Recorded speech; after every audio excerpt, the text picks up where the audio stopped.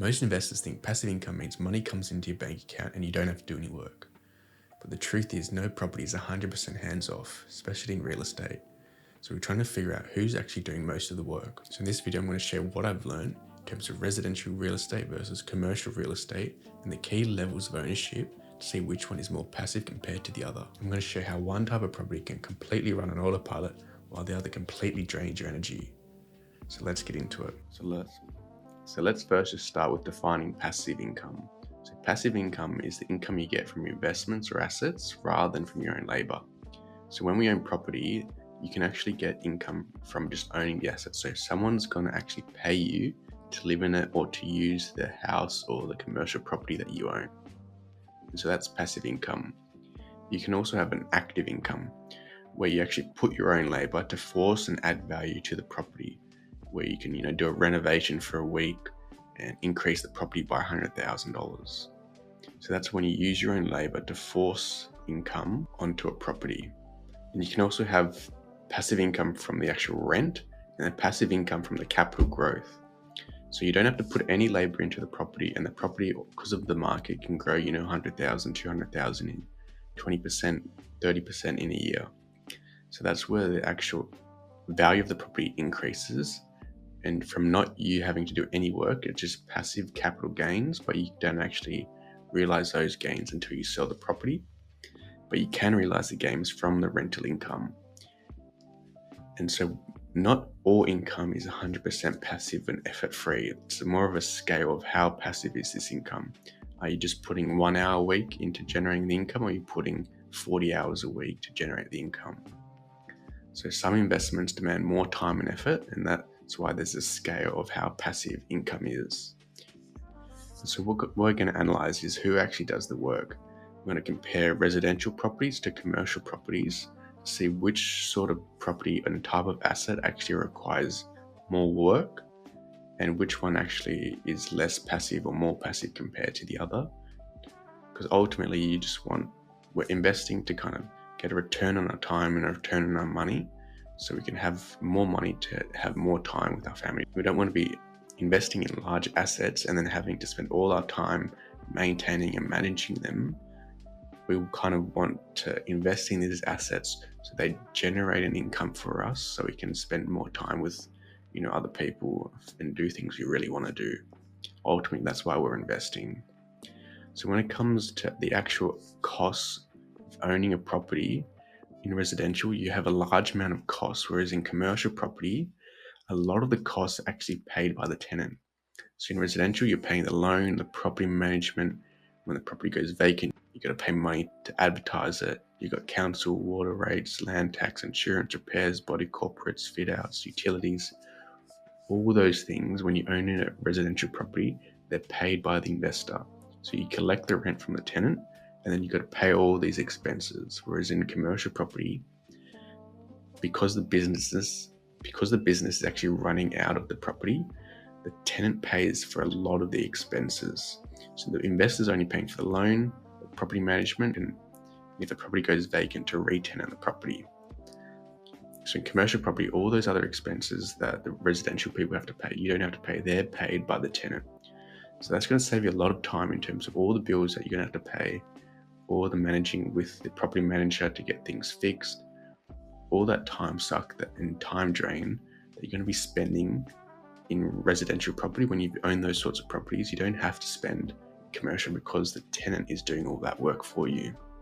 So you can already see there's a huge discrepancy in the amount of time and the amount of money that actually gets spent up front and ongoing when you own a residential property compared to a commercial property. And if we look at the lease length, in residential, you've got shorter lease lengths, so 6 to 12 months. So you've got to be dealing with frequent turnovers. That's where you're going to have to actually get the property manager to re-tenant the property. And you're going to be able to constantly in communication with them to make sure the property is being tenanted. Whereas in commercial property, you can have longer leases, so 3 to 10 plus years. I've seen one commercial property that was a childcare centre that had a 45-year lease. So you're not going to be having to, deal with the property managers constantly to get the property re-tenanted if someone's going to be there for 45 years. It also gives you a lot of, more of a predictable income, less tenant changes, less money having to be spent on re-tenancy, on getting things fixed because the tenant's paying for it all to be fixed as well. So just by having a longer lease length, there's less time that's going to be needed to go towards actually re-tenanting the property, dealing with property managers as well. That's why commercial can kind of be more of a passive income, because you're not having to spend so much time dealing with your tenants. Now, in terms of cash flow, because of the short leases, rent can drop quickly, especially if the market changes in residential. Whereas in commercial, you've got those long leases, and often they're actually fixed to annual increase in rent. So it might be a 3% rental increase each year, or something that's linked to inflation. So this predictable income and cash flow means you don't have to spend as much time, in the spreadsheets looking at, what your rent is this week, what it's going to be next week, managing your cash flows. It's a lot more predictable. So it's easy to forecast that going, into the future. Now, in terms of managing the tenant, in residential, obviously we've talked about more tenant turnover. That just means there's more inspections, there's more things that are going to need breaking, there's more repairs and little small details that come up all the time with the property manager that you're going to have to get fixed in residential, where the tenant's asking for this. Property manager's not really going to help you. You got to do it all yourself. And in commercial, lower turnover, the business inside the actual property wants their business to stay alive, so they're going to be investing into their location, making sure it's clean and nice and presentable. There's going to be fewer calls, less headaches, because the tenant is actually looking after the property. If you're in a residential and the person knows they're just going to be there for 6 to 12 months, are they really realistically going to invest heavily into the property, making it look nice, looking after it? Probably not. It's not their home. In commercial, they want to be there for a long time. They want to stay in business, so they're going to invest into making sure they've got a nice property. So really what we're talking about is the difference between investing your time and investing your money. So in commercial property, you're going to be getting a lot better return on your time compared to residential. But obviously it comes up with, you need more money. So you're going to have to put more money up front, but it's going to take less of your time to actually maintain the property. Whereas in residential, you need less money up front, but it's going to require more of your time and effort to actually managing and looking after the property. So there's a cost to benefit to both.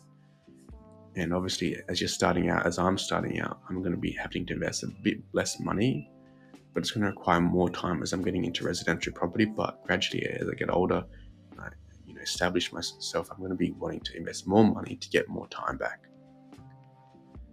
So that's kind of the difference between residential and commercial. So residential is a bit more safer, especially for new people like myself that are getting into the property market, but it's going to demand more of our time. There's more expenses, there's more management that's going to be involved into making sure the property stays tenanted. Whereas commercial, obviously, you need more knowledge, you need more skills, and you need more money up front.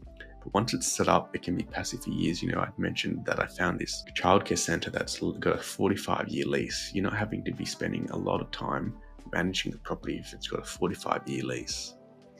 And the less time you can spend managing your properties, the more time you can actually spend living and enjoying life and enjoying the fruits of your labour, and actually having a passive income where you're not having to spend all day managing and looking after the property and your investments. You've got more time and more money coming in to enjoy your life. And that's how commercial property can be way more passive than residential property.